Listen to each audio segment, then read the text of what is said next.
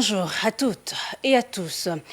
Après 6 décennies de marche et de combat pour le mieux-être de l'ensemble des Tchadiens et après 2 ans, 2 phases de transition suite au décès du feu du président de la République, le maréchal Idriss Déby Itno, paix à son âme, le Tchad vient d'écrire encore sur la page de son histoire des messes nationales, des différentes échéances et aujourd'hui la 5e République. Nous venons aussi de célébrer le 65e anniversaire d'indépendance. Mais après 65 ans, quel bilan ou sinon quelle est la situation ou le climat politique actuel? Quel bilan peut-on tirer des décennies de gestion de la chose publique?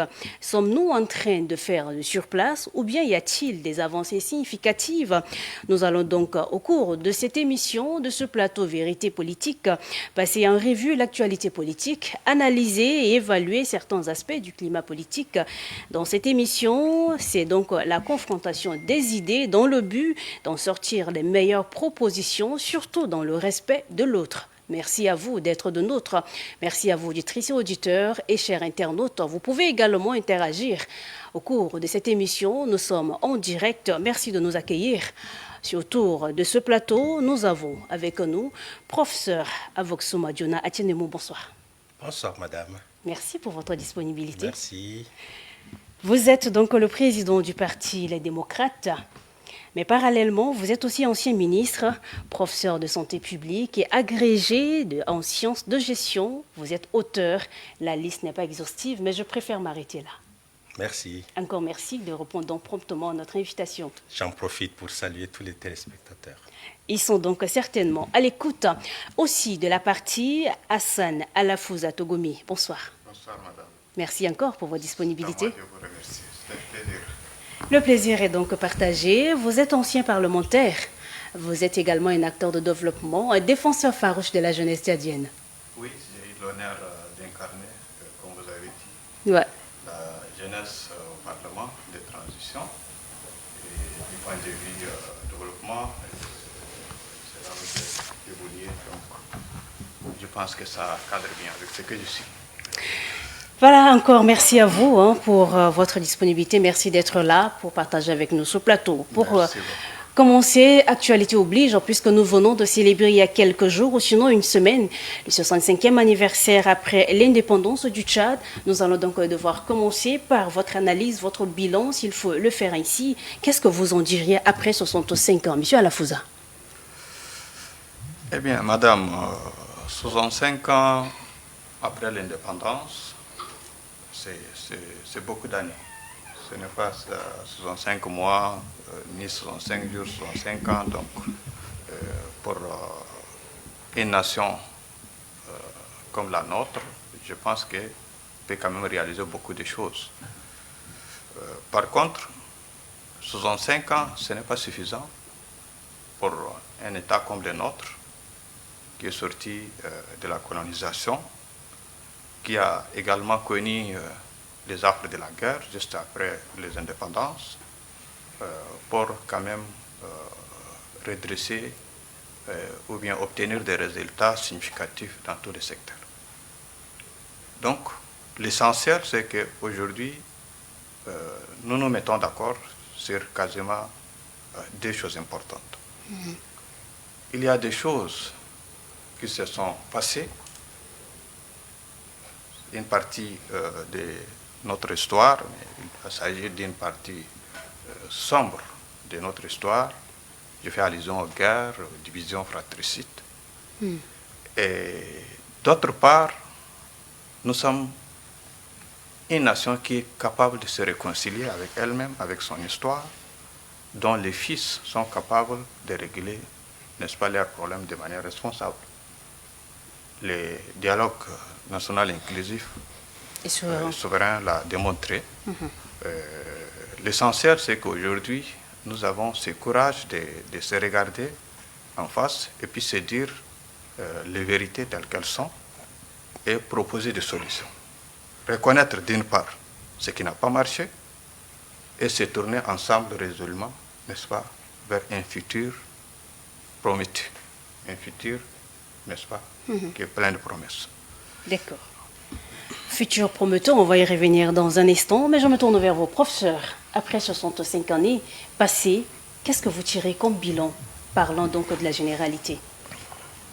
Ben, je tiens à vous remercier, je tiens à saluer le frère Hassan Alafouza en tant que parlementaire qui a dû rencontrer pas mal de problèmes dans son existence en défendant la cause de la jeunesse, comme il a dit.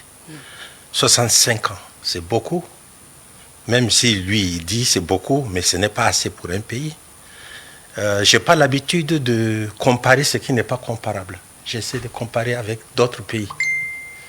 Je compare, par exemple, avec le Rwanda, qui est sorti en 1994 d'une guerre fratricide impossible. Il n'y a pas longtemps, j'ai été à Kigali. Il n'y a rien à comparer. Je compare avec d'autres petits pays du Sahel. Par exemple, le Burkina Faso, et je regarde les réalisations qui ont été faites. J'essaie de comparer avec la Côte d'Ivoire. Après les 2 mandats d'Alassane Ouattara, on regarde ce qui a été fait. Je suis de ceux qui pensent que lorsque on n'avance pas, on recule. Dans les années 1970, j'étais encore jeune, l'actuel emplacement de la douane nationale, il y avait une usine de montage de voitures, Fiat.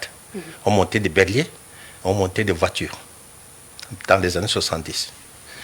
Dans les années 70, on mangeait les beignets, mais issus de la farine qui était produite dans le polder du lac Tchad, par ce qu'on appelait un peu les grands moulins du Tchad. Dans les années 70, on avait un car qui faisait tout le tour. Dans les années 70, on pouvait aller, si vous passez au collège, vous allez à l'internat, vous montez l'avion, etc., etc. Où l'éducation nationale était gratuite, jusqu'au collège. Nous, on a fait ça. Des collèges, des lycées qui étaient gratuits. Autrement dit, en tant que fils de paysan, je ne serais jamais devenu ce que je suis. Dans les années 70, le secteur de la santé était gratuit. Et aujourd'hui, on assiste à quoi? L'école est gratuite. Dans les années 70, on montait déjà nos transistors ici à N'Djamena, qu'on appelait SETER. Dans les années 70, on montait nos bicyclettes et nos motocyclettes. Donc, si aujourd'hui vous regardez des années 70 à maintenant, ça fait quand même plus d'une 50aine d'années, et on n'a pas fait le moins de petits progrès. On a reculé, totalement. Vous ne pouvez pas me dire que l'école est aujourd'hui gratuite. Elle n'est pas gratuite, l'école est privatisée, totalement privatisée. C'est-à-dire, si vous n'avez pas de l'argent, votre enfant n'ira pas à l'école. Si vous n'avez pas de l'argent, vous ne pouvez pas vous soigner. Parce qu'aujourd'hui, le ménage dépense pratiquement 65% dans les dépenses de santé. Oui. Aujourd'hui. Et pourtant, il y a une gratuité de soins qui était... Il n'y en a pas de gratuité de soins, je le sais, je l'ai négocié moi-même avec le Fonds mondial. Normalement, la gratuité de soins devait concerner les urgences obstétricales, etc., etc. J'étais en ce moment ministre de la Santé. On est d'accord? Est-ce que c'est le cas? Les 3 maladies qui déciment la population, à savoir la tuberculose, le VIH-Sida et le paludisme, sont censés être gratuits.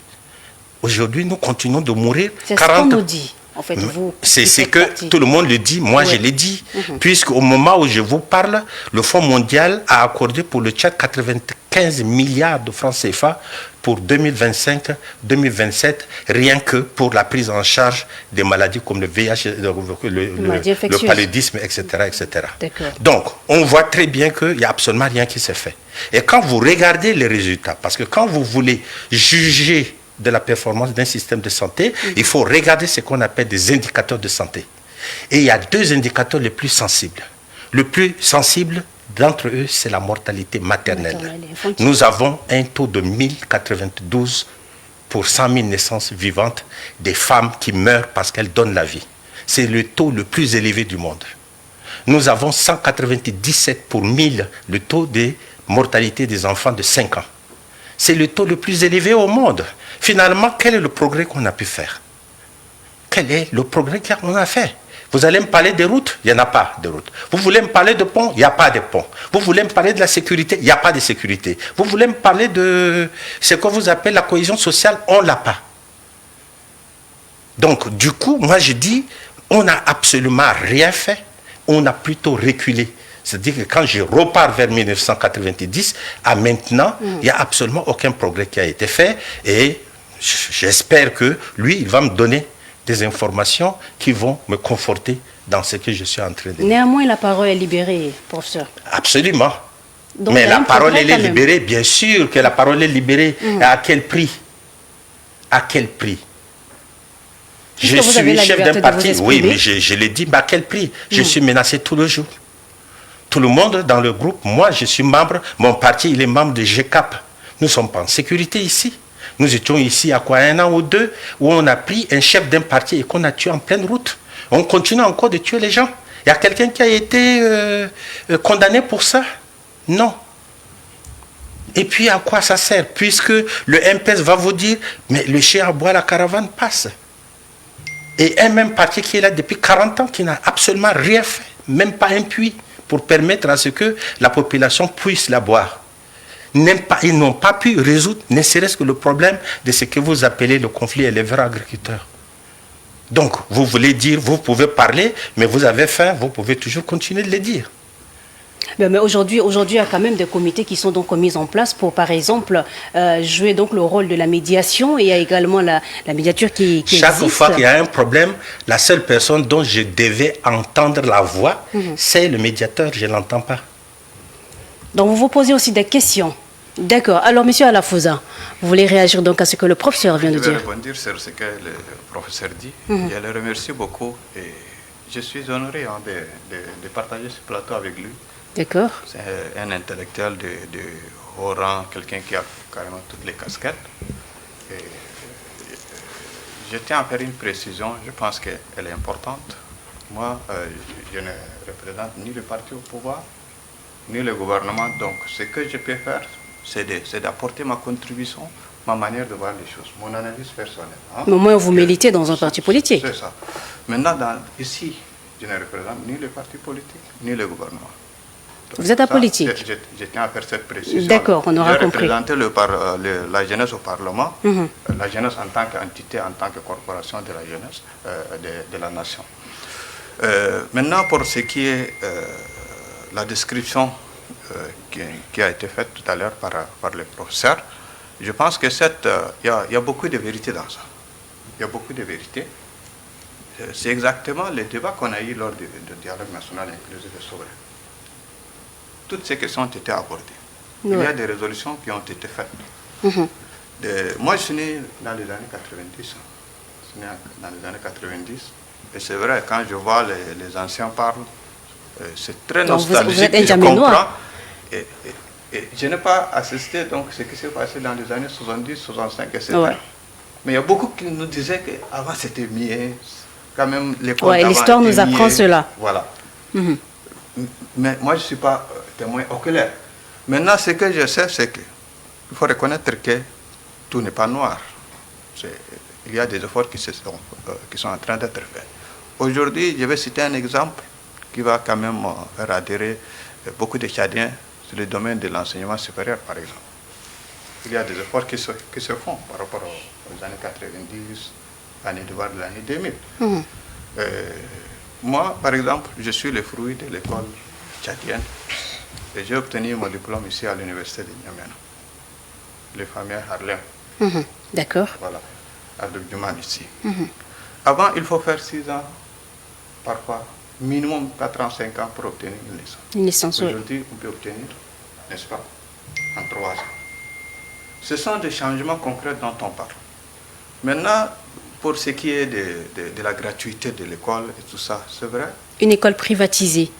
L'école privatisée, je ne crois pas, d'autant que moi, je suis fruit de l'école publique. Je ne crois pas. C'est ma manière de voir les choses. Pour revenir encore une fois sur la description qui a été faite par le professeur Aboxoma, il y a des résolutions qui ont été dégagées, n'est-ce pas, lors des assises du dialogue national inclusif et souverain. il y a des gens et des institutions qui ont été responsabilisés pour, d'une part, mettre en application et d'autre part, également faire le suivi évaluation. Et c'est un processus qui va peut-être prendre du temps, mais personnellement, j'ai foi qu'il y a des choses qui se font. Je vais citer un seul exemple. Les infrastructures ici à Niamey. J'étais surpris, il y a quelques semaines, je suis allé dans un quartier de Niamey, Clément, et quasiment presque toutes les rues sont goudronnées. J'étais surpris. Et regardez... Pourquoi vous êtes surpris? Non, mais les choses évoluent très vite. D'accord. L'essentiel de ces travaux-là ont commencé après le décès du président du pays. En 3 ans, 4 ans, nous avons avancé dans le domaine des infrastructures. Mettons-nous d'accord quand même. Même s'il y a des difficultés sur les routes interurbaines, telles que par exemple Niamena, Glendang, je reconnais qu'il y a des difficultés, Niamena, Doubia, etc. Moi, je suis de ceux-là qui proposent, critiquent, mais proposent. Si vous me suivez un peu sur les réseaux sociaux également, généralement, j'interviens. Je n'ai jamais eu peur de débat. Et ce que j'aime aujourd'hui, c'est qu'il y a des débats qui se font. La preuve aujourd'hui, que le professeur Abektouma et moi, nous sommes en train d'aborder le même problème dans un plateau de la télé. Ce qui n'était pas possible il y a 10 ans, il y a 20 ans, pour plusieurs raisons. Parlant de la liberté d'expression. La liberté d'expression. D'accord. Voilà. Et on peut être, par exemple, ne pas être sur la même longueur d'onde du point de vue progrès, sur un domaine avec un État africain, mais aujourd'hui tout le monde est d'accord du fait que le Tchad, du point de vue sécurité, quand même, il est la référence. Nous assurons très bien notre sécurité. Et nous avons pu bannir essentiellement le terrorisme de notre territoire. Nous maîtrisons très bien le contour de nos frontières. Et je pense que c'est une avancée. Et je suis de ceux-là, encore une fois, qui pensent qu'il faut voir le verre à moitié plein. Il y a des choses qui se font, il y a des choses qui vont prendre du temps, n'est-ce pas? Et il y a des choses qu'il faut encore revoir. Je vais citer un exemple sur lequel j'ai rejoint un peu le professeur. Même des choses à revoir. Même aborder cette question, je ne vais pas vous faire dire ce que vous n'avez pas dit. Rassurez-vous. C'est quelque chose qui est un peu partagé par beaucoup de gens. Le repli identitaire communautaire. Le repli identitaire. Oui. C'est quelque chose sur laquelle il faut mettre beaucoup de moyens, il faut mettre beaucoup d'énergie, n'est-ce pas? Il faut en parler, il faut proposer des solutions. Cette question est sensible, cette question, elle est très dangereuse. Elle est contre les valeurs républicaines. Aujourd'hui, elle prend une autre tournure très dangereuse. Pourquoi est-elle dangereuse, puisque tout le monde prône le vivre ensemble, la paix, la cohabitation, etc. En quoi est-ce qu'elle est encore dangereuse? Elle est dangereuse parce que les politiciens, elles font de cette question une récupération politique. Une récupération politique. Et ça, il va falloir que nous qui sommes de la société civile, les acteurs politiques, n'est-ce pas, la classe intellectuelle, tout le monde, les médias également, vous avez votre rôle, n'est-ce pas, doit mettre la main dans la pâte pour que nous puissions... Pas 15% de la population tchadienne alors. Quand N'Djamena, c'est un cas à part. Moi, je parle de 80% de la population du Tchad qui est à l'extérieur. Vous prenez de la 6e en terminale, presque 70% ce sont des enseignants vacataires. Ils sont payés par les parents. C'est ça que j'appelle la privatisation. C'est-à-dire que ce ne sont pas c'est pas l'État qui prend en charge tout. En montant, c'était gratuit du CP jusqu'en terminale. C'est de ça que je parle. Ça veut dire qu'aujourd'hui, si vous êtes pauvre, votre enfant ne peut pas aller à l'école. Sinon, dans une bonne école. Sauf, même dans une bonne école, il faut trouver quelqu'un qui va payer. Quand j'ai dit que le secteur de la santé est privatisé, pourquoi? Parce que les dépenses de santé aujourd'hui sont assumées par les ménages, c'est-à-dire par des individus qui viennent pour payer la consultation, etc., à hauteur de 65,94%. C'est-à-dire que ce sont les pauvres qui financent le secteur de santé. C'est ce que j'appelle la privatisation. Et le gouvernement, pour la première fois, a accordé 9% du budget public au secteur de la santé et à l'éducation nationale. 9%, 9, et quelques. Or, en 2001, tous les chefs d'État se sont retrouvés à Abuja pour dire, vous voulez qu'un certain secteur de santé puisse fonctionner, il faut au moins 15%. On n'est jamais arrivé à 15%. Aujourd'hui, vous n'avez pas de l'argent, vous allez mourir. Malgré ce que vous appelez la gratuité, etc. C'est moi qui ai mis ça en place à un certain moment. Maintenant, il y a beaucoup de choses. Quand vous parlez de l'enseignement supérieur, moi je connais bien l'enseignement supérieur, je suis professeur. Oui, vous êtes professeur. Donc j'ai contribué à créer la deuxième université de N'Djamena à Béché.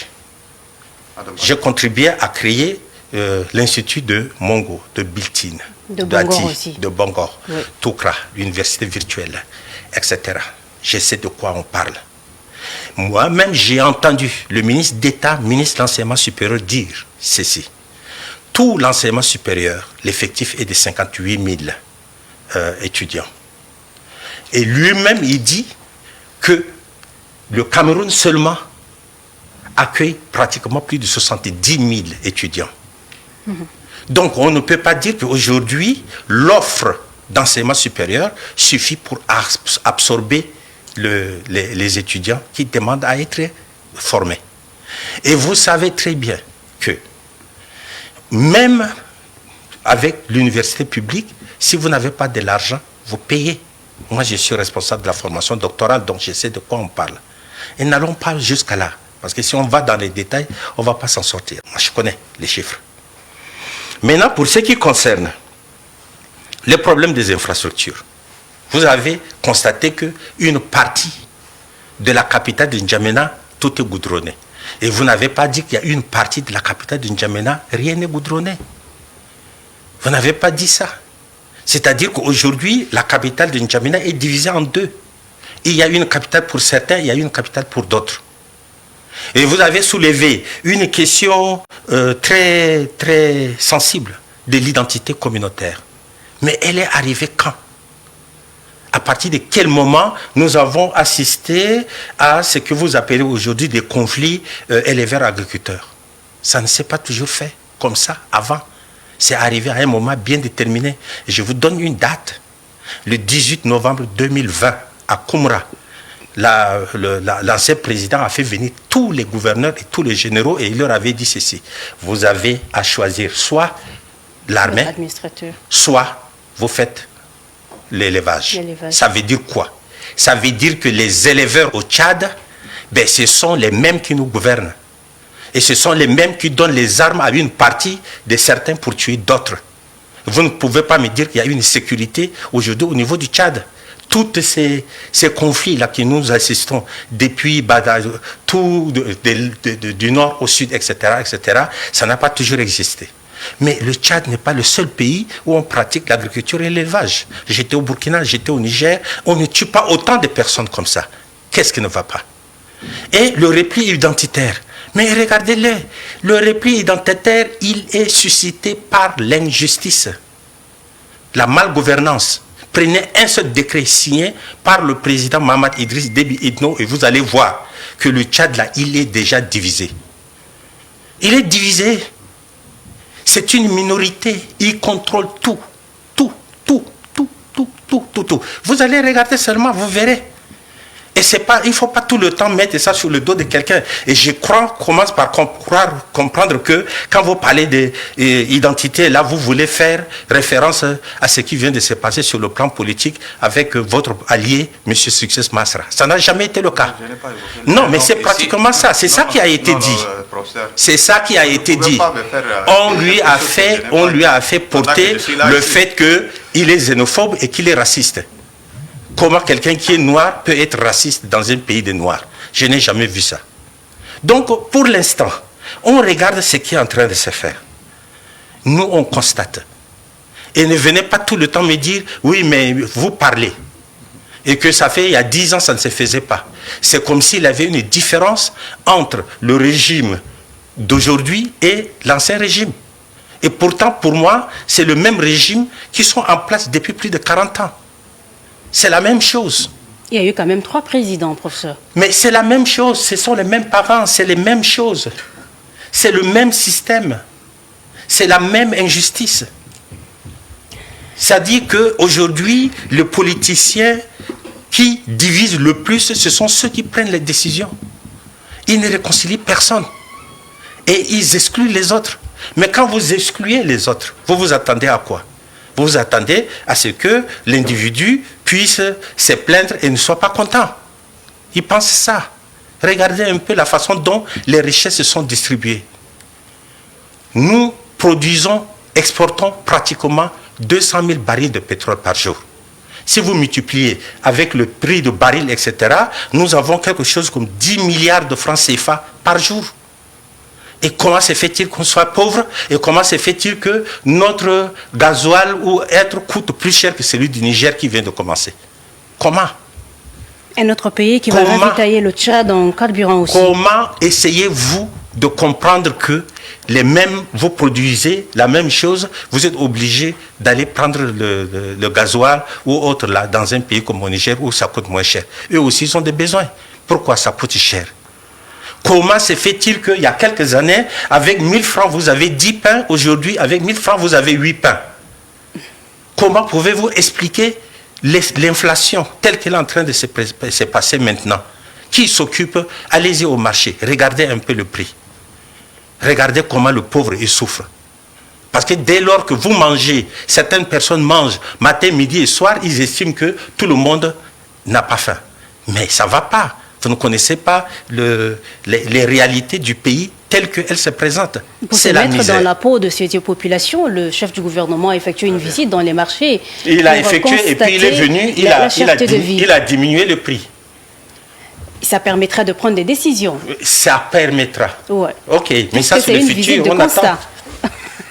D'accord, c'est votre point de vue. Oui, allez-y. Oui, merci beaucoup. Moi, j'ai écouté religieusement le professeur Aboxouma. Chez nous, il y a une culture qui dit, il y a un proverbe qui dit, il ne faut pas contredire les aînés. Non, vous avez le droit. Ici, là, c'est ça la démocratie. Oui, il faut me contredire. Je vais en venir. Toutefois, je ne suis pas d'accord que vous énumérez seulement les problèmes.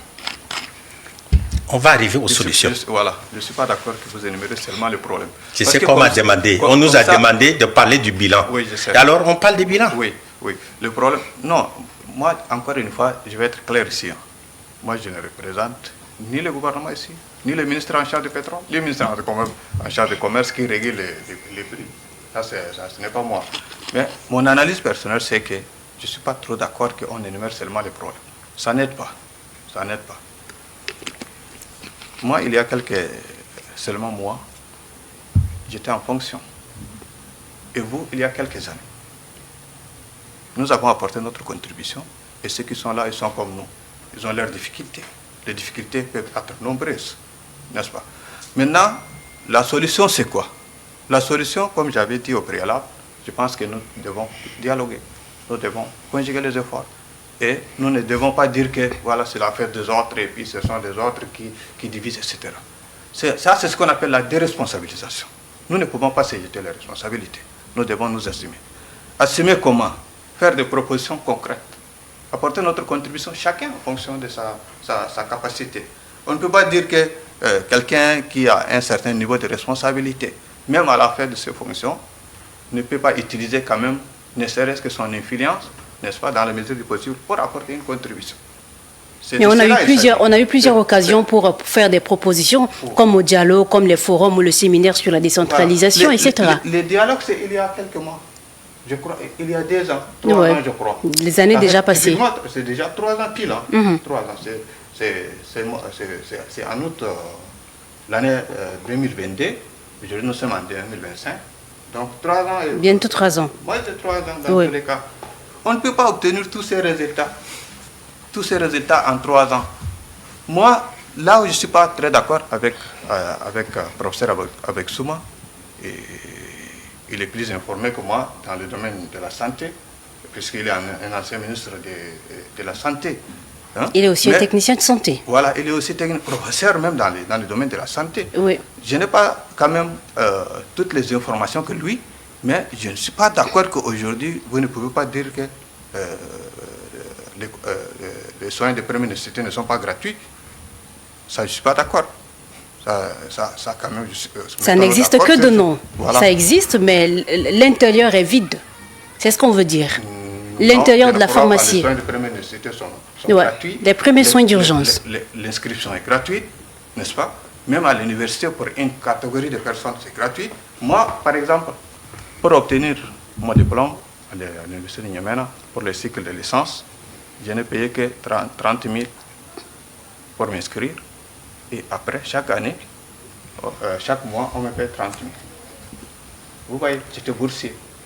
Et je ne peux pas aujourd'hui nier cette bienveillance de la République en ma faveur pour dire que non. Mais est-ce que c'est le cas aujourd'hui? Oui, c'est le cas aujourd'hui. Et pour les bourses? Oui. Non, la bourse a été supprimée pour des raisons. Voilà. C'est pour des raisons qui ont été justifiées. Organisationnelles. Voilà, organisationnelles, pour transformer, n'est-ce pas, appuyer, n'est-ce pas, cet argent-là, mettre au service de comment dirais-je, l'office. Alors, à la Fouza, on va évoluer, si vous permettez. Nous sommes dans un Tchad refondé, la 5e République, et nous venons également de sortir d'un séminaire. Je veux parler de l'organisation du séminaire sur la décentralisation, à l'issue duquel des recommandations ont été formulées, des résolutions, etc. Est-ce que vous pensez que c'est un pas dans la bonne direction pour le transfert des compétences à la base? Oui. Puisqu'on parle de l'implication, on parle donc de la gestion de la chose publique. C'est un des sujets sur lesquels les gens ont beaucoup débattu lors du dialogue national inclusif et souverain. Mais ça ne vient pas du dialogue, c'est quelque chose qui a été prévu par la Constitution de 1996. Oui, nous venons de sortir de ça en juillet ici. Voilà. Mais en 2012, pour la première fois, nous avons mis en place les 42 communes, les chefs-lieux de région, plus les 10 arrondissements de N'Djamena. Il faut reconnaître que nous n'avons pas obtenu les résultats escomptés. Ça, je suis entièrement d'accord. Pourquoi on n'a pas obtenu? Il y avait des obstacles. Le manque d'expérience, d'une part, et d'autre part, le fond. Il y a un principe qu'on appelle l'unicité des caisses. Nos communes collectent des ressources, l'argent entre au trésor, et ce qui veut dire que l'indépendance financière avait fait défaut. Moi, j'avais interpellé le ministre en charge des Finances, quand j'étais encore à l'Assemblée, pour dire que dès que vous n'abrogez pas ce principe, ce qu'il appelle le principe de l'unicité des caisses, on ne peut pas obtenir des résultats. Parce que quand vous convoyez la responsabilité à la population, à travers ces dirigeants élus, il faut leur accorder également les moyens. Les moyens d'accompagnement. Voilà, les moyens, surtout les moyens financiers, logistiques et matériels. Sans les moyens, les gens ne peuvent pas obtenir des résultats. Aujourd'hui, ce qui est bien, c'est que lors du séminaire, tout a été discuté. Ils ont fait appel également à des experts internationaux, n'est-ce pas? Les problèmes ont été posés, des solutions ont été proposées. J'espère que toutes les recommandations seront appliquées. D'autre part, le processus de la décentralisation qui rime avec la démocratie est un processus qui s'est imposé. Aujourd'hui, pratiquement, nous avons installé le gouvernement a venu à installer, n'est-ce pas, toutes les autorités élues à tous les niveaux. Parce qu'au début, nous étions à 4 niveaux. Après, lors du dialogue national, les gens ont réfléchi. 4 niveaux, c'est quand même trop, c'est beaucoup de moyens, n'est-ce pas? Il faut faire à 2 niveaux, la commune et la région, la province.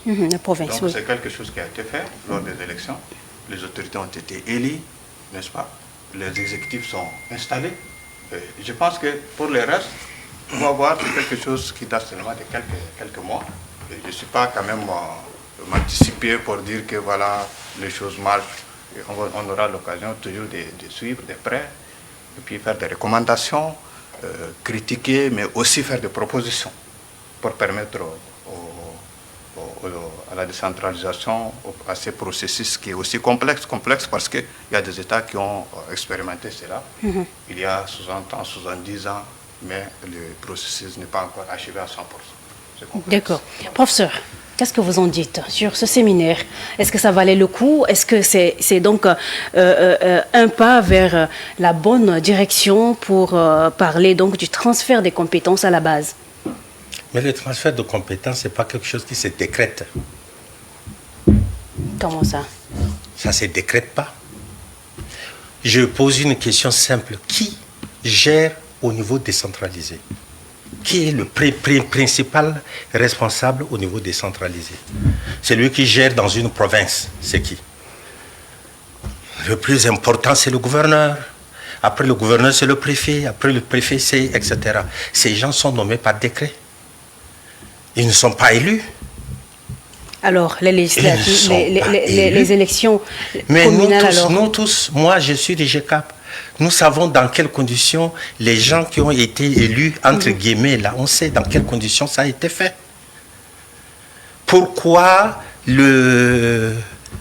au niveau de ce fameux dialogue national inclusif, il y avait une résolution qui portait sur deux formes de l'État, l'État centralisé et l'État comment on appelle fédéral. Pourquoi l'option fédérale n'a pas été retenue? Pourquoi vous l'appelez fameux, professeur? Mais c'est un fameux parce qu'il y a eu moins de 1500 bonhommes qui ont dû prendre des décisions à la place de 20 millions de Tchadiens, en excluant les autres. Vous connaissez dans quelles conditions ça a été fait. Moi, j'étais ici. On a ouvert la porte à tout le monde. La porte n'a jamais été ouverte à tout le monde. Jamais. La porte n'a jamais été ouverte à tout le monde. On connaît dans quelles conditions ça a été fait. D'accord, allez-y. Et puis, ensuite, vous regardez la façon dont le pouvoir lui-même, il est géré. Le pouvoir, il est géré au niveau centralisé. Il n'y a qu'une seule personne qui a 99% de tous les pouvoirs, c'est le président. Et personne d'autre. Et c'est lui qui nomme tout le monde. Tout le monde. Ça veut dire que vous ne reconnaissez pas les voix de l'efficacité ou sinon la voix des urnes. Il n'y a pas d'efficacité. Et il n'y a pas eu des urnes. Vous savez très bien dans quelles conditions ça a été fait. Quelles urnes? Non, la vérité des urnes, vous avez... Est-ce qu'il y a eu la vérité des urnes au Tchad? Ce qui s'est passé là, il y a 1 an ou 2? Dans quelles conditions ça a été fait? La CENI a fait son travail. La CENI a été gérée par qui? Par des gens qui ont été nommés sur quelle base? Tous des gens qui appartiennent au parti, au pouvoir. Tous. Et ne me parlez pas du Conseil constitutionnel.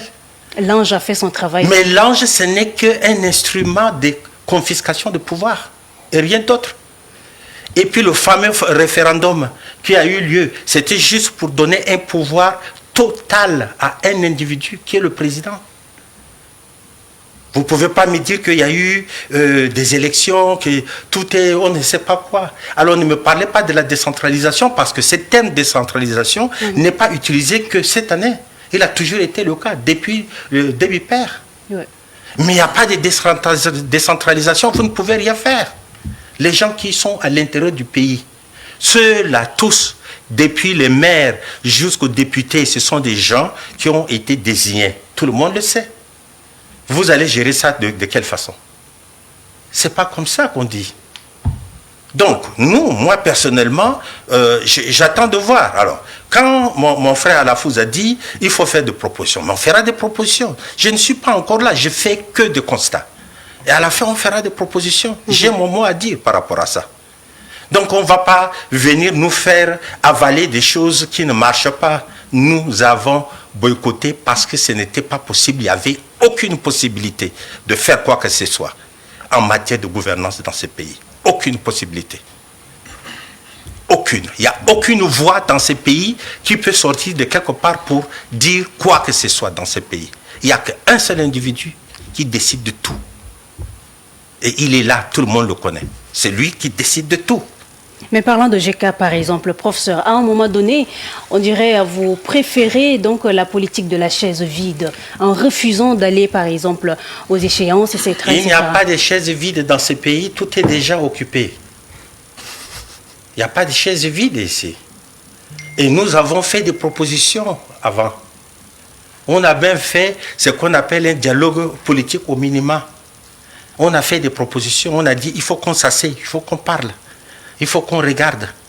Maintenant, quand vous interpellez le GCAP se bat pour la République. Nous n'avons pas de République. Mais le fait de refuser d'aller, par exemple, aux élections... C'est pas que nous avons refusé puisque nous étions là. Vous avez souligné que ce n'est pas de gaieté de cœur. Non, mais nous étions là. On nous a même empêchés, on nous a chassés d'Abéché. Quand on est parti faire nos trucs, on nous a empêchés d'aller à Moundou. Nous, on était là comme acteurs. Nous avons dit, nous on n'est pas d'accord avec ça. Ce n'est pas la politique de la chaise vide. Ce n'est pas comme ça qu'on le dit. La chaise vide, c'est, bon, on ne veut pas, faites ce que vous voulez, etc. Non, nous on a fait des propositions. Et ces propositions n'ont jamais été prises en compte. On n'a jamais voulu nous entendre. On nous a simplement traité de djihad, des affaires comme ça, où les chiens à bois, la caravane passe. Nous, on est là. Et on vous dit que ce n'est pas la bonne façon de faire. Et vous ne pouvez pas faire. Et la preuve, c'est qu'aujourd'hui, on est tous coincés. Il n'y a absolument rien qui avance. Rien n'avance. Rien.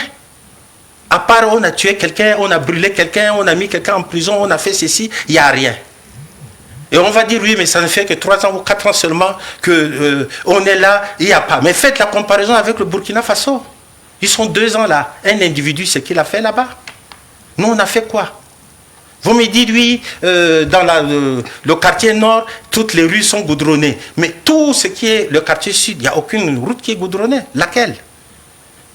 Mais on ne va pas développer un pays que pour le goudron d'une petite capitale qui ne représente que 15% de la population de tout le Tchad. Nous, on parle de tout le Tchad, on ne parle pas de les petits trucs d'ici qu'on appelle la vitrine de l'Afrique. Ce n'est pas la vitrine. Il tombe une seule pluie et c'est fini. Tout le monde court.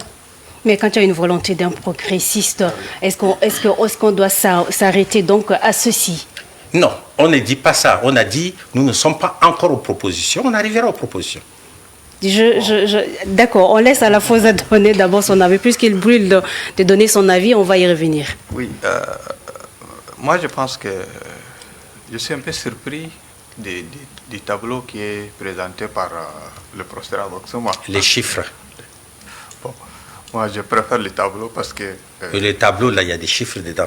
Oui, il y a des chiffres. Ok, ben, si tout ce que je dis est faux, là, vous pouvez aller chercher. Non, on n'est pas encore là, parce que c'est d'accord, on aura compris, allez-y. Donc il va falloir que chacun dise aux téléspectateurs ce qu'il pense. Quand je parle de la décentralisation, dont les organes ont été installés il y a quelques mois, c'est vrai, ces processus, on a testé, et j'ai relevé les difficultés que les entités décentralisées ont rencontrées, surtout les 42 communes que nous avons expérimentées. Ces difficultés sont relevées et que les expériences, je pense que vont servir, n'est-ce pas, aux entités qui viennent d'être installées pour quand même tirer toutes les leçons, n'est-ce pas, apporter leur contribution.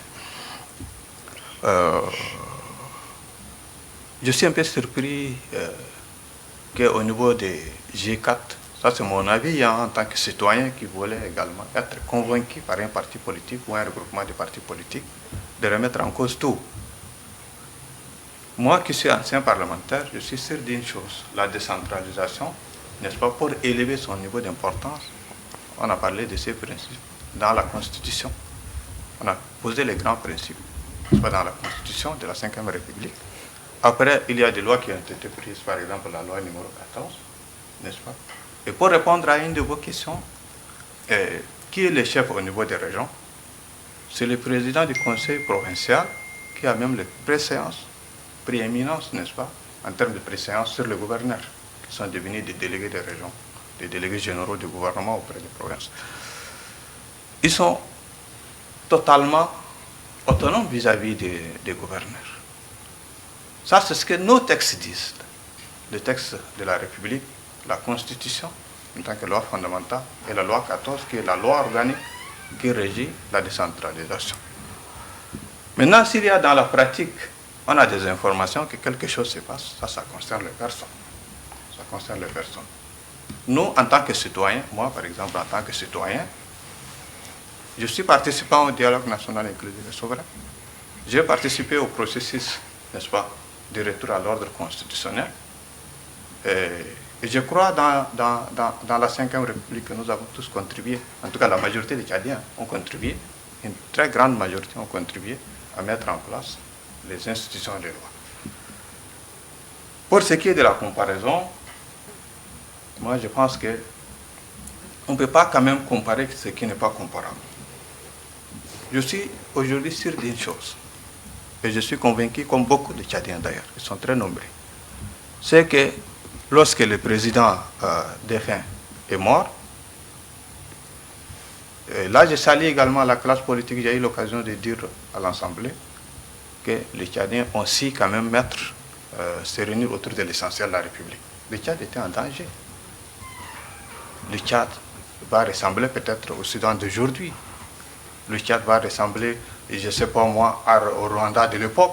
Parce que ce qui était essentiel à ce temps, pendant ce temps, c'est d'assurer la sécurité, n'est-ce pas? Et incarner les institutions, ce qui a été fait. Et ça, quand même, on ne peut pas ignorer. C'est une vérité et l'histoire est clé. Donc, pour ce qui est des chiffres que vous évoquez, je prends quand même, je suis quand même surpris quand même de la description que vous êtes en train de faire. Mais une chose dont je suis sûr, c'est que les choses avancent. Les choses avancent sur le plan des infrastructures. J'ai juste cité des exemples de quelques quartiers. Les Dembé, comment dirais-je, les Moursal, le quartier Clémat, n'est-ce pas? Ici en Yémen. Et il y a des routes qui se font, il y a des bâtiments publics, des écoles qui se font. Il faut dire que c'est insuffisant, là je suis d'accord. Mais rien, zéro, je pense que ce n'est pas le cas. Personne n'a dit ça. D'accord, mais il souligne que vous êtes surpris de voir l'évolution un peu rapide de certains quartiers, disons des communes. C'est ça, c'est mais mon point de vue les autres personnel. communes, apparemment, il n'y a absolument rien. C'est ce que le professeur déplore. Donc de souligner là où il y a eu des changements et là où rien n'a été fait, carrément. À l'exemple de certaines communes, comme le 7e, le 9e, je ne sais pas si Premier aussi, il y a quelques coins ou quelques quartiers qui restent encore. Oui, oui. On est d'accord? Oui, mais c'est là où j'ai dit que, c'est là où je parle du principe de responsabilisation. Et on ne peut pas dire que c'est parce qu'il y a quelque chose qui ne marche que c'est le maire au niveau de l'arrondissement. On ne peut pas dire que c'est le gouverneur, on ne peut pas dire que c'est le président ou le ministre. La responsabilité, il y a ceux qui montrent les informations, il y a ceux qui font la demande, il y a ceux qui font des propositions, telles que nous qui sommes de la société civile et le professeur Aboussouma de la classe politique, n'est-ce pas? Et vous aussi? On est en train de... oui, la preuve c'est qu'on en parle, mais il faut qu'on en parle, il faut qu'on fasse la demande. Et il faut qu'il y ait aussi des planifications au niveau de ceux qui sont chargés de la planification. Pendant votre passage au Parlement, en fait, à l'Assemblée, vous avez défendu bec et ongle cet aspect-là, ce problème sur la décentralisation. Est-ce que vos propositions ont été prises en compte? Oui, vous savez qu'au niveau des textes, il n'y a pas de problème. Hein. Et encore une fois, au niveau des textes, nous sommes très bien d'ailleurs. Nous avons clarifié, n'est-ce pas, les responsabilités, n'est-ce pas. Nous avons également dit qu'est-ce qu'il faut faire pour lever les fonds, pour financer le projet. Hein. Et nous avons également clairement, comment dirais-je, arrêté le principe qui fait l'arbitrage et dans quelles conditions. Tout cela est là dans les textes. La loi 14. La loi 14. Il n'y a même pas de débat, c'est des textes clairs qui ne sont même pas interprétatifs. Donc le problème est là, il n'y a aucun problème. Maintenant, dans la pratique, j'ai dit tout à l'heure qu'on vient de commencer et on ne peut pas évaluer tout de suite. C'est des politiques et des programmes politiques. D'accord. Au moins, je suis d'accord avec lui pour lui dire que au Tchad, le problème n'a jamais été un problème de texte. Nous avons des meilleures lois, on a des meilleurs textes, nous avons des meilleures stratégies, on a tout. Ouais. Et puis ça s'arrête là. La mise en application des textes, c'est ça le problème. C'est-à-dire que vous pouvez venir dire, oui, on a la loi 14, on a ceci, etc. Mais mettre ça en œuvre, ce n'est pas possible. Lorsque vous me parlez de ce monsieur qui gouverne en réalité au niveau de la province, comment vous l'appelez là déjà? Le délégué provincial, là, oui. C'est ça? Oui. Il est payé par qui? Le délégué il est payé par l'État. Ah, donc c'est un petit fonctionnaire comme nous.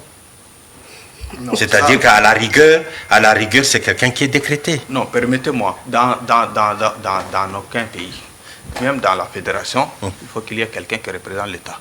Il y a des prérogatives. Non, il représente l'État, il n'est pas le fonctionnaire de l'État. C'est un agent de l'État? Oui, c'est un agent de l'État.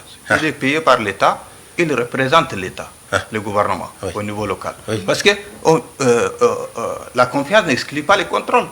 On est d'accord? Oui. Donc Mais dans la réalité, on ne peut pas confier tous les pouvoirs. Dans la réalité, c'est quelqu'un qui dépend pratiquement à 100% de l'exécutif. Oui, des délégués tout à fait normal. De l'exécutif. Il représente le gouvernement. Par contre, le président du conseil provincial, il est une autorité. Or, et on sait très bien que si on veut aller vers la décentralisation, cela suppose que la notion de l'État unitaire, là, au niveau de la République, là, ça n'a pas marché. Parce qu'on pense qu'il va falloir décentraliser les responsabilités, etc. Donc, si vous prenez le responsable au niveau décentralisé, qui doit dépendre du niveau de l'exécutif, alors que l'exécutif, c'est une faillite.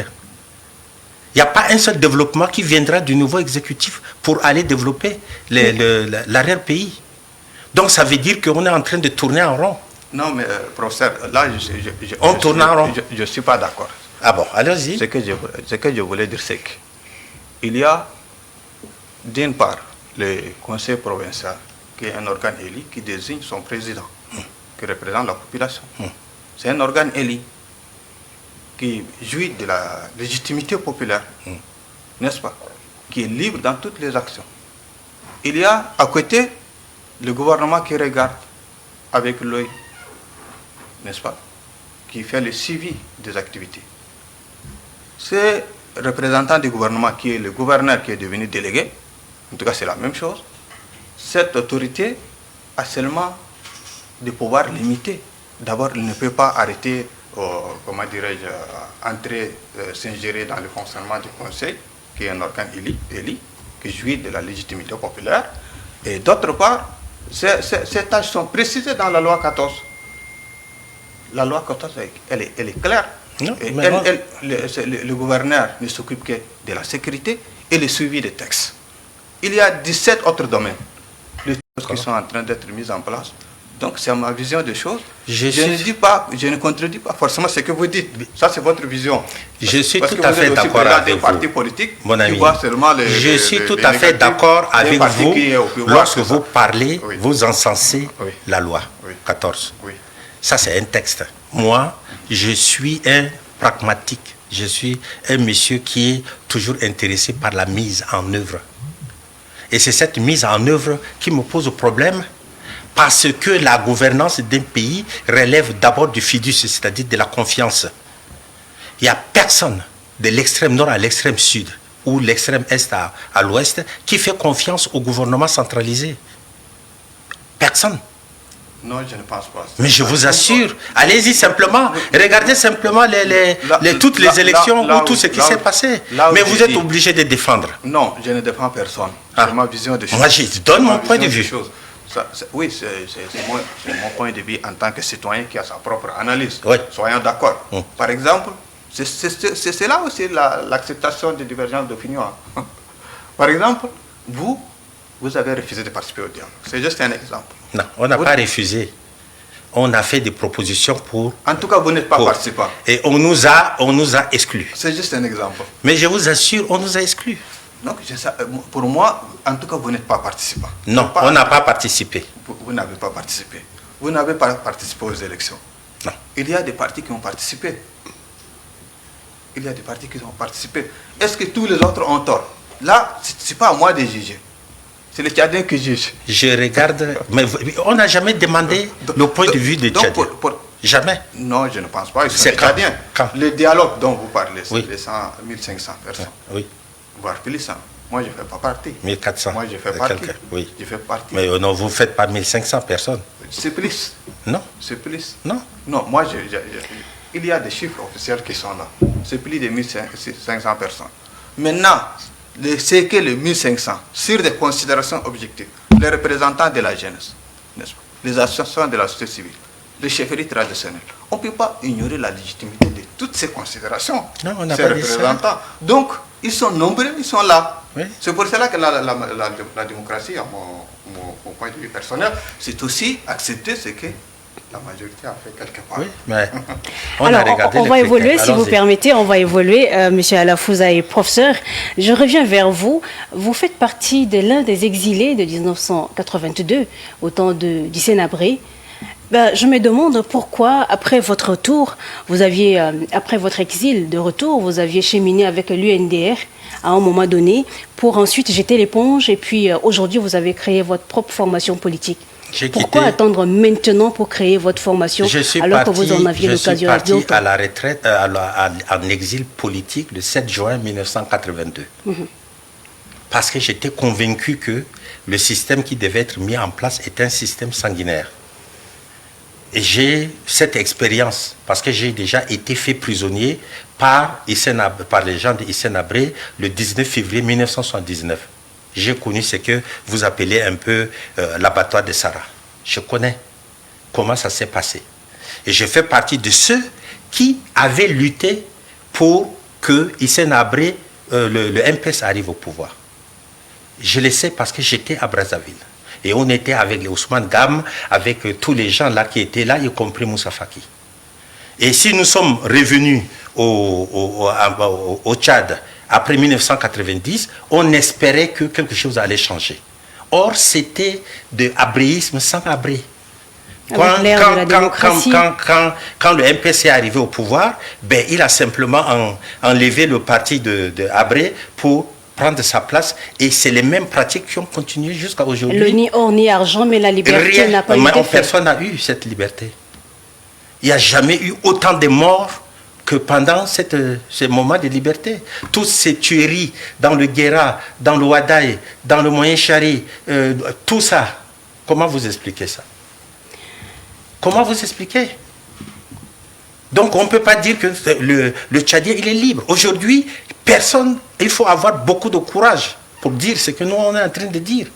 Nous sommes là, on est tout le jour que Dieu fait. Bah voilà la différence, parce que hier, vous ne pouvez pas dire ça sur l'antenne de la télé, mais aujourd'hui, vous le faites. Non. Ça veut dire qu'il y a un changement. Non, on l'a fait pour empêcher Hissène Habré. C'était une lutte.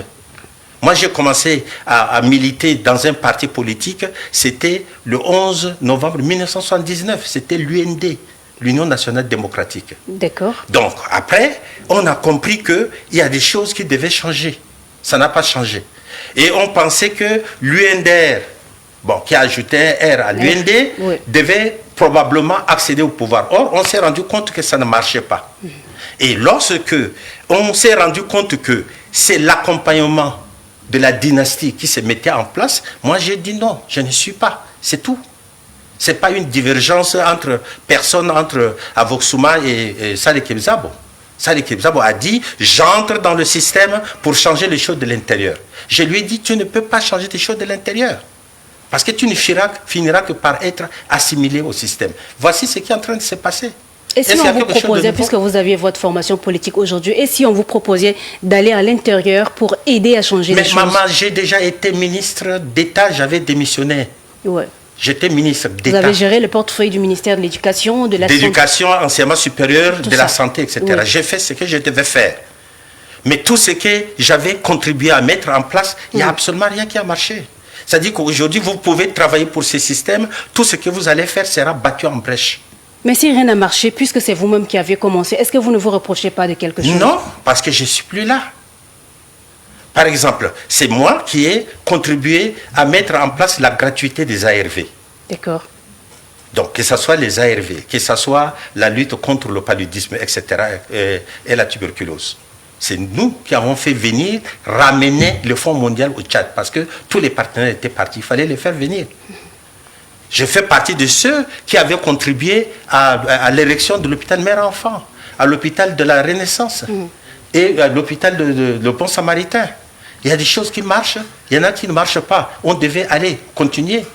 Je fais partie de ceux qui avaient contribué à mettre en place l'université virtuelle. Qu'est-ce qu'elle est devenue? À mettre en place l'ONEX. Qu'est-ce que c'est devenu? À mettre en place le Centre national d'œuvres universitaires. Qu'est-ce que c'est devenu? Et y compris Toukra. Toukra, c'est 32 km² que j'avais pris. Ils ont tout fini. Et aujourd'hui, ça ne peut pas répondre aux besoins de la population et surtout des étudiants. Et je le disais à l'époque, quand je défendais ces dossiers, que dans quelques années, on va finalement enregistrer plus de, comment on appelle, 100 000 nouveaux bacheliers par an.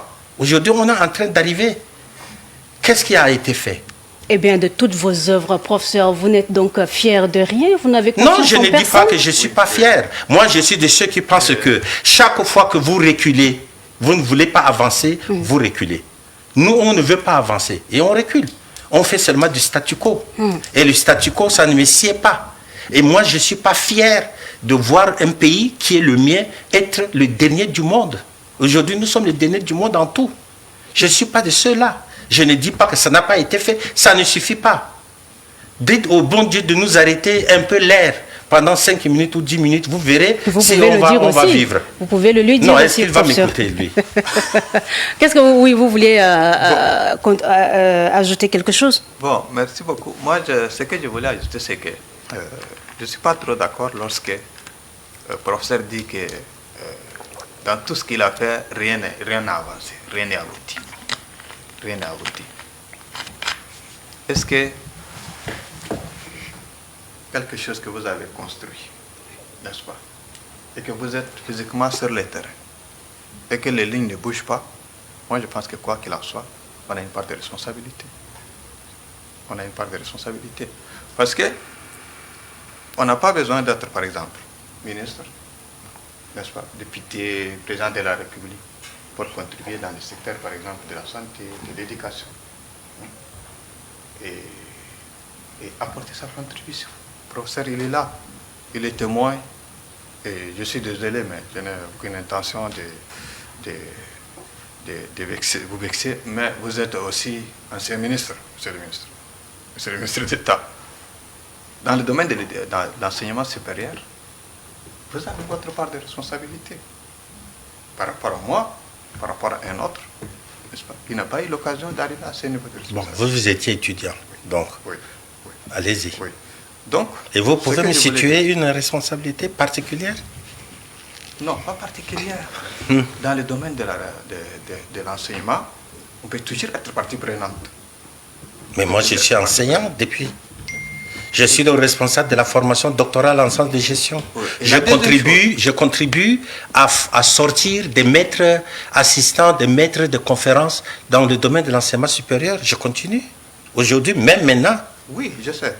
Et je continue encore d'aider le ministère de la Santé puisque je suis le vice-président du groupe technique de concertation pour la vaccination. Très bien.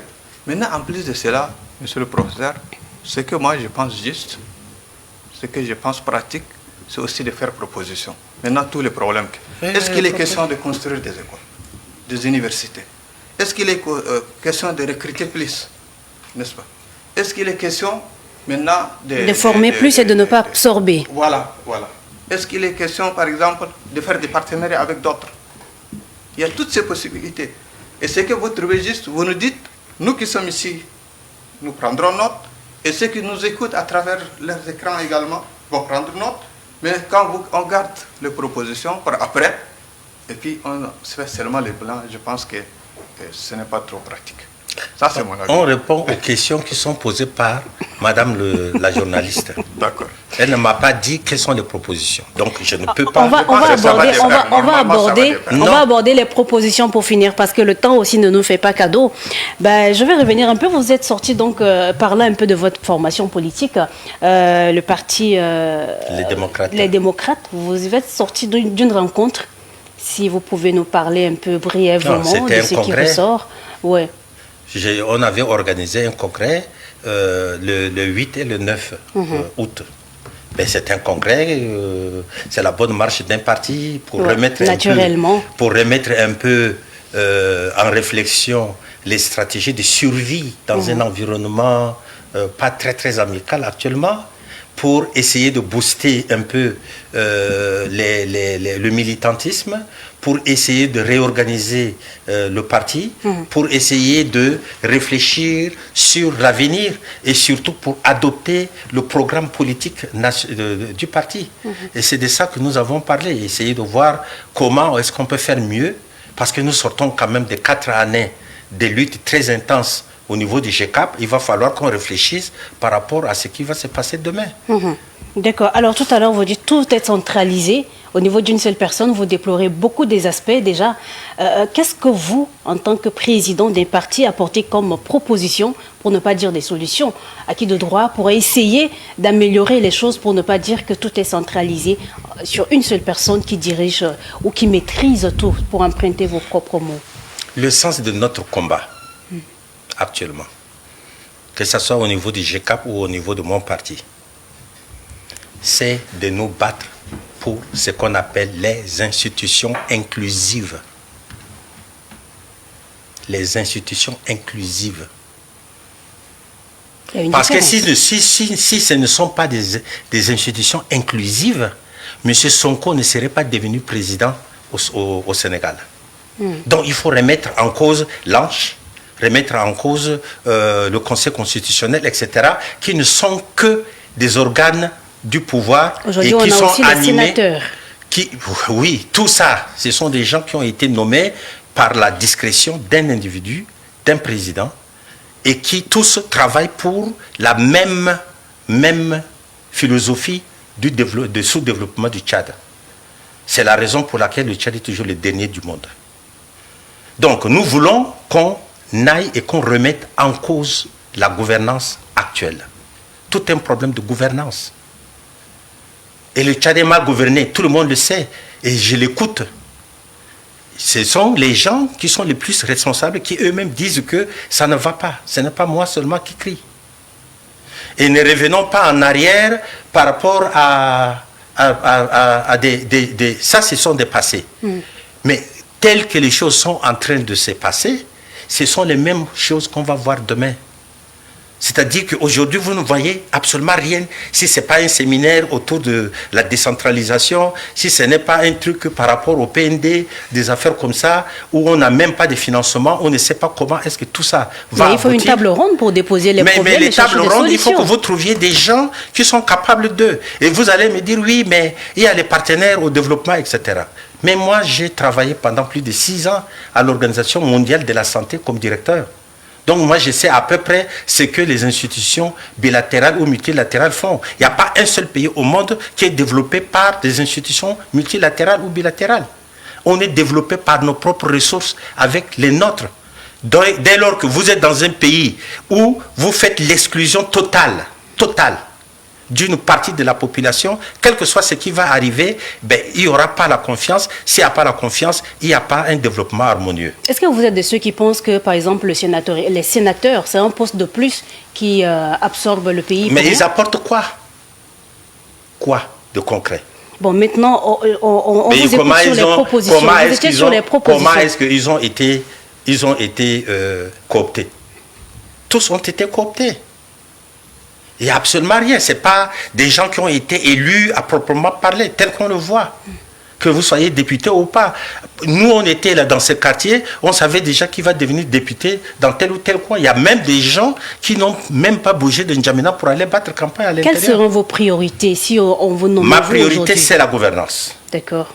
Et ma priorité, c'est la République. Et je voudrais que ce soit une République qui assemble tous les Tchadiens. Tous les Tchadiens. De l'extrême nord, extrême sud, est, ouest. Je suis contre la division du Tchad. Pourquoi? Parce qu'il n'y a aucune partie du Tchad qui a été développée. Il y a des gens qui sont là, qui nous gouvernent depuis 20, 30 ans, 40 ans, qui viennent d'un même coin, il n'y a rien chez eux. Il n'y a même pas une case là-bas. En général, ils viennent avec une V8, ils sont là sous les arbres, avec de l'eau, etc. Il n'y a aucun développement. J'étais au nord, il n'y a rien. Il n'y a rien au sud, il n'y a rien au nord, il n'y a rien à l'est, il n'y a rien à l'ouest. Donc finalement, si vous voulez dire il faut diviser le Tchad, pour moi c'est comme on va diviser les maux et les difficultés qu'on va se distribuer entre nous. Le Tchad, c'est seulement 1 284 000 km². Il y a des pays qui sont plus grands que nous et qui sont unis. Et je ne vois pas en quoi où est-ce qu'on va aller. Donc si nous on veut se battre pour la République, cette République veut que chaque Tchadien a son mot à dire. Or aujourd'hui, aucun Tchadien, les gens qui ont leur mot à dire, il n'y en a pas grand-chose. Tous les jours que vous allez voir là, ce ne sont que les mêmes choses. Oui, que celui-là a volé 100 milliards. Oui, celui-là, il a fait je ne sais pas quoi. Oui, il y a quelqu'un qu'on a brûlé, on ne sait pas où, etc. Il n'y a pas quelqu'un qui a été jugé pour quoi que ce soit. C'est un homme politique qu'on a pris et qu'on a tué. C'est un président de la République qu'on a tué, on ne sait pas où, on ne sait pas comment il a été tué. Aucune justice, il n'y a rien. Et les gens de la justice eux-mêmes disent. Ils ouvrent toujours des enquêtes. Mais des enquêtes soi-disant à caractère international, etc., il n'y a jamais des enquêtes. Il n'y a rien. Personne n'est en sécurité ici. D'accord. On va écouter les propositions de Alafouza. Très bien. Sans aller à l'encontre forcément de tout ce que le professeur a dit. Mais déjà, avant de nous donner les propositions, on a eu un forum national sur l'emploi ici à N'Djamena. Oui. Vous qui défendez la jeunesse, j'ai écouté le ministre de la Jeunesse dire que dans d'autres secteurs, il y a plus de 5, 6, 8 milliards qui est donc alloué comme portefeuille pour gérer ces ministères, mais pour le ministère de la Jeunesse, c'est juste 1 milliard. Vous qui défendez cette jeunesse, quelle est votre réaction face à ceci? J'ai toujours eu l'occasion, lorsque s'est présenté, dire cela. La jeunesse, elle est en quelque sorte devenue un secteur qui est devenu un peu les parents pauvres. Les parents pauvres parce qu'on parle beaucoup, les policiers font beaucoup de discours dans le domaine, mais très souvent les moyens ne sont pas là. C'est vrai, ce n'est pas un cas isolé. Dans beaucoup de 1 milliard pour toute la jeunesse. Il y a cette difficulté-là. J'avais clairement dit, lorsque on adoptait la loi des finances 2024, j'avais clairement dit que notre problème, c'est un problème de moyens. On ne donne pas les moyens aux institutions. Et je réitère aujourd'hui, ce n'est pas seulement la jeunesse. Et ce n'est pas suffisant. Ce n'est pas suffisant. 1 milliard, ça représente quoi 1 milliard de francs CFA pour tout un secteur, comme la jeunesse.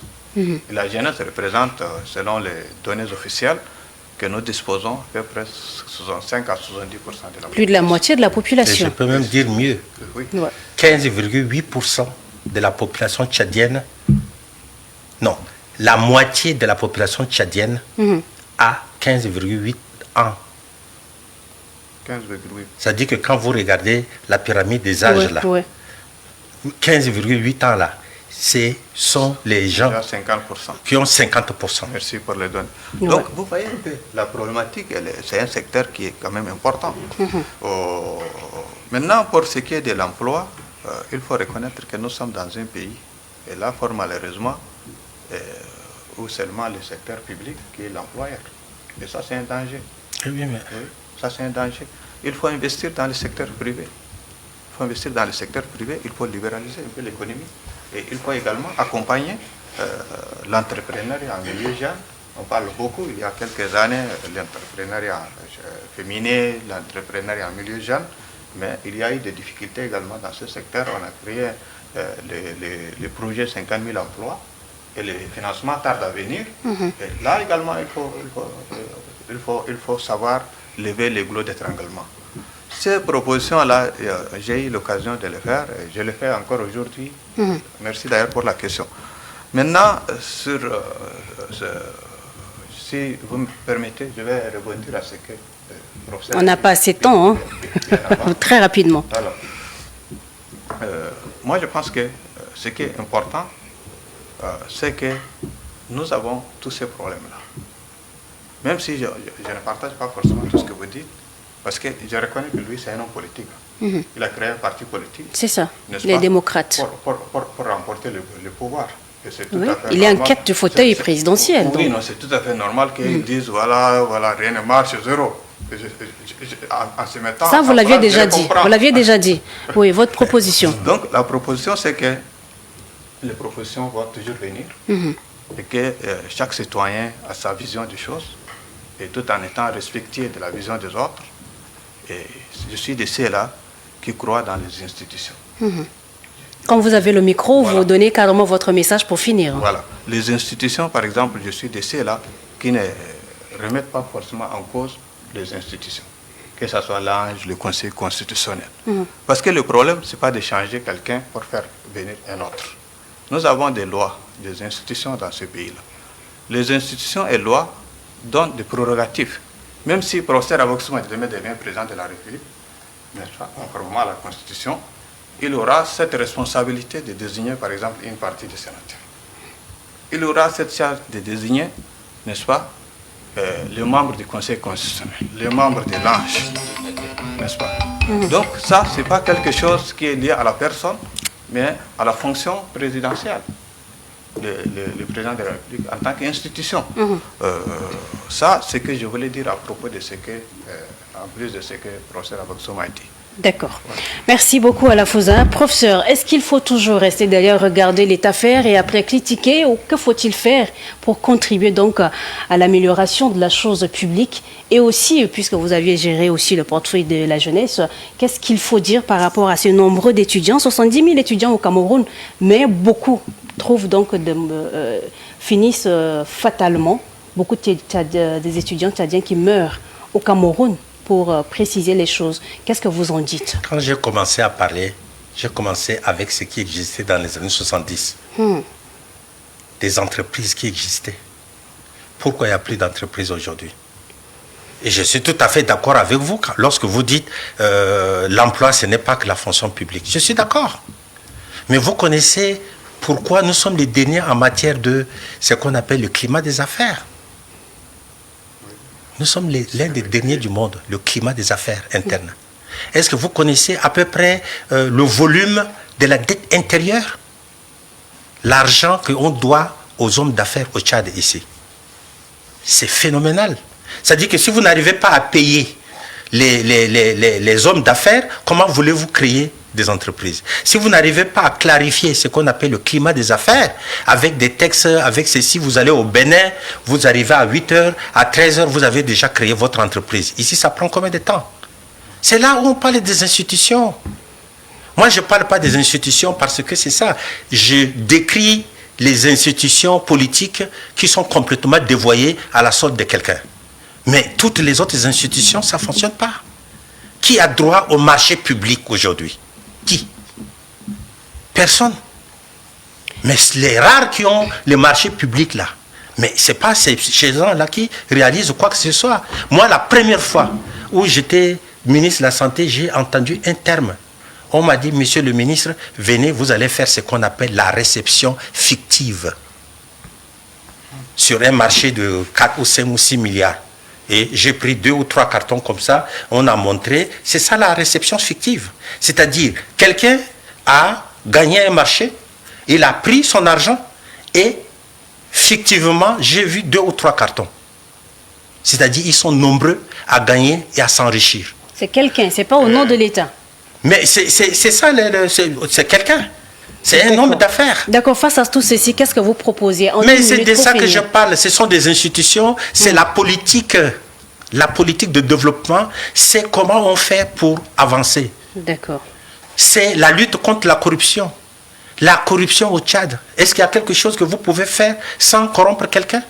Est-ce qu'aujourd'hui, là, un homme qui est important, sa ceinture est toujours monnayée? Elle est toujours monnayée. Et ça, je vous l'ai dit, vous pouvez faire des enquêtes. Je n'ai jamais vu la couleur d'un bon de commande administratif de ma vie. Donc, tout l'argent du public, ça va dans la poche de qui? Et vous regardez, c'est un pays complètement pauvre. Pratiquement 50% de la population vit en dessous du seuil de pauvreté.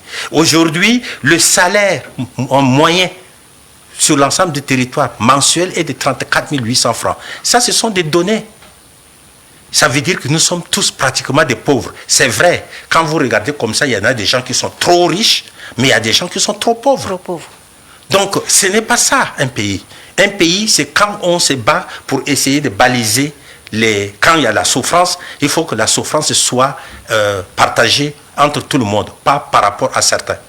Et ne nous ramenez pas à des institutions qui existent mais qui ne fonctionnent pratiquement pas. On tend tout le temps la main à l'extérieur, il faut qu'on nous donne de l'argent, oui, on attend des financements. Les financements viennent d'où? Si tout le budget du Tchad, qui est de 2480 milliards de francs CFA, ça rentre dans la poche de quelques-uns, effectivement, il n'y a absolument rien qu'on puisse voir. Voilà, on est arrivé à la fin. Professeur, merci beaucoup pour avoir accepté donc de débattre avec nous, partager avec nous ce plateau. Merci à vous, Hassan Alafouza. C'est tout pour ce numéro de Vérité Politique d'aujourd'hui. Mesdames et messieurs, merci à vous de l'avoir suivi. Très bonne suite de programme sur ITV.